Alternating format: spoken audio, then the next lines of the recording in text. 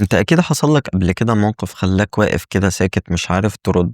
عينك بتبص يمين وشمال ومخك بيقول لك يا ريتني رديت احسن من كده، او حد قال لك حاجه سخيفه قدام الناس وانت ضحكت ضحكه بايخه كده ومشيت، بس انت من جواك نار. يا ترى ليه بنسكت وليه مش دايما بنعرف نرد؟ وهل في طريقه ممكن نكون بيها اسرع واذكى في الرد من غير ما نكون وقاحين؟ النهارده هنتكلم عن فن الردود الذكيه، وازاي تتصرف في المواقف المحرجه بشكل يخليك دايما كسبان وطالع من الموقف بشياكه وما تكونش كيس جوافه. لو عايز تعرف كل ده واكتر خليك معايا، صلي على النبي ويلا بينا نبدا. اول حاجه لازم نفهمها ان الدماغ لما يتعرض لموقف فيه احراج او هجوم بيعمل حاجه اسمها فريز ريسبونس، يعني دماغك بتتجمد مش لانك غبي لكن لانك مش مستعد. ده طبيعي جدا وبيحصل لاكتر الناس لباقه، بس الفرق بين واحد بيتكسف ويسكت وواحد بيرد رد يطلع بيه من الموقف كسبان هو التحضير. ايوه، الردود الذكيه مش بتيجي صدفه، دي مهاره بتكتسب، وانا النهارده هساعدك تكتسبها. وبالمناسبه لو انت اول مره تشوفني انا مستوى هدفي ان احنا نتطور سوا. تعال اقول لك شويه امثله. الكلام سخيف ممكن يكون عدى عليك قبل كده، وهقول لك امثله ردود كان ممكن تردها كانت ممكن تخرجك من الموقف بالشياكه ومن غير ما يكون شكلك وحش. ممكن واحد يقول لك هو انت لسه ما اشتغلتش، انت ناوي تعمل ايه في حياتك؟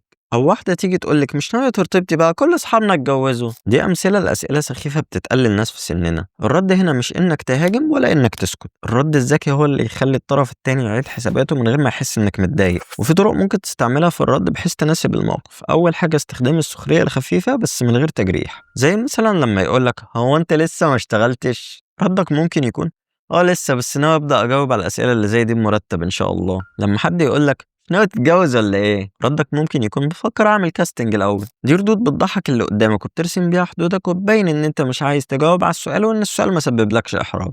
اقلب السؤال بسؤال. لو حد بيسألك كتير عن الارتباط ممكن تقول له هو انت شايف ان الجواز ده ليه وقت معين؟ واللي بيسألك انت ناوي تعمل ايه في مستقبلك ممكن تقول له انت لو مكاني هتعمل ايه؟ انت كده تجنبت الرد عليه وزنقته ان هو اللي يرد على نفسه، وبقيت انت اللي متحكم في الموقف. وكمان على ما هو يفكر ويقول اجابة هيكون عندك وقت كافي تفكر وتحط اجابات لاي حاجة هو ممكن يفكر فيها بعد كده. استخدم الاجابة المختصرة واللطيفة، حاجات زي لسه بدور على بنت الحلال اللي تناسبني، او انا بدور على شغل، لو قدامك حاجه مناسبه عرفني. الطريقه دي بتنفع مع اولاد الناس اللي هو ممكن ما كانش قصده يحرجك بس هي جت كده عفويه منه، فانت برضو هنا هترد من غير ما تحرجه وهتخلي الموضوع ودي. طنش باحتراف، مش لازم ترد على كل حاجة خاصة لو السخرية واضح إنها بغرض الاستفزاز. الابتسامة الجادة وسكوتك أحيانا بيكون أقوى من أي رد. طب إزاي تدرب نفسك على سرعة البديهة؟ الردود دي مش هتيجي على دماغك فجأة وأنت تحت الضغط، فالحل إنك تتمرن. سرعة البديهة مش موهبة، دي مهارة، يعني بتتعلمها وبتطورها بالممارسة زي الجيم كده، بس للعقل مش للعضلات.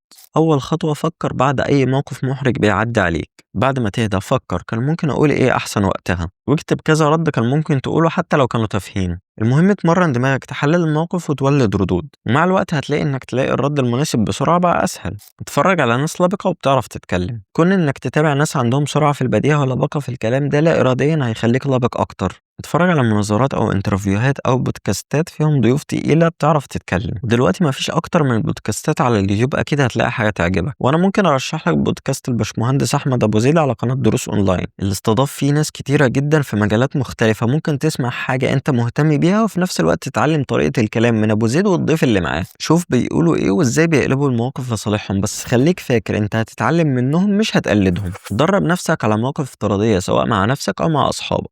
واحد يقول سؤال محرج والتاني يرد عليه بسرعة، حاجة زي هو انت لسه عايش مع اهلك؟ اصل هما ما بيعرفوش يعيشوا من غيري. مع تكرار اللعبة دي الردود الذكية السريعة هتبقى بديهية بالنسبة لك. استخدم قاعدة ال3 ثواني. قبل ما ترد عد جواك 1 2 3.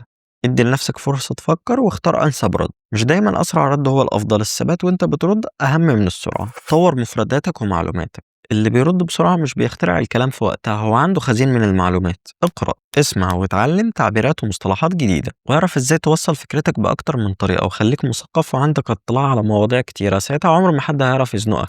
بس لو حد كلمك في موضوع انت ما تعرفوش مش عيب تقول ما اعرفش، العيب انك تفتي وتقول اي كلام، لان ساعتها انت ممكن بسهولة جدا تتزنق. ممكن تطلب منه يشرحها لك او يديك فكرة عنها، ودي من طريقة انك تقلب السؤال بسؤال زي ما اتكلمنا في الاول. اشتغل على لغة جسدك. الرد الذكي مش بس بالكلام، نبرة صوتك وطريقة ضحكتك، تعابير وشك وطريقة وقفتك، كل دي حاجات اللي قدامك بيقراها وهو بيتكلم معاك، وساعتها يا يشوفك واثق من نفسك يا يشوفك ضعيف وسهل ياكلك في الكلام. حتى لو ردودك اصلا بسيطة، بس الطريقة اللي هتقولها بيها ممكن تخليك تبان اذكى واقوى. ولو لسه بتتفرج على الفيديو لحد هنا وبنسبة كبيرة عاجبك، يا ريت تدعمني بلايك واشتراك، هيفرقوا جدا معايا. وكمان ممكن تشوف الفيديوهات اللي هتظهر لك في آخر الفيديو، ممكن يعجبك حاجة منها. وافتكر إحنا هنا عشان نتطور مع بعض. نرجع ونقول إن فن الرد مش معناه إنك تحرج اللي قدامك، وإنك تكون ذكي مش معناه إنك تكون سخيف. الردود اللي فيها احترام ليك وللي قدامك هي اللي بتكسب على المدى الطويل. أنت هدفك مش إنك تحرج اللي قدامك، أنت هدف إنك تحمي نفسك وتحط حدود وتبان واثق ومحترم.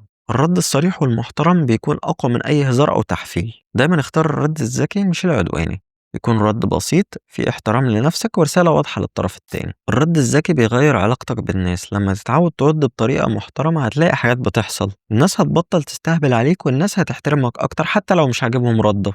بس الأهم من ده إنك أنت بنفسك هتحترم نفسك أكتر، هتحس إنك مش ضحية وتقدر تدافع عن نفسك من غير ما تخسر احترامك ولا تكون عنيف. لو بدأت تطبق اللي قلناه هتلاحظ فرق كبير، مش بس في المواقف لكن في احترام الناس ليك وفي ثقتك في نفسك. مع كل موقف هتتعلم أكتر وترد أذكى، وافتكر إنك مش لازم تبرر حياتك لحد. الرد الذكي مش بس وسيلة دفاع، ده فن، ومع الوقت هيكون جزء من شخصيتك. ولو طبقت الحاجات اللي قلناها صدقني الناس هتفكر مرتين قبل ما يرموا كلامهم عليك، مش عشان ردك عنيف أو بتحرجهم لكن عشان بترد بذكاء. بعد ما عرفت الكلام ده احكيلي في الكومنتات ايه أكتر موقف نفسك ترجع له وترد فيه بطريقة مختلفة. احنا هنا عشان نتطور سوا. كان معكم مستا، وسلام.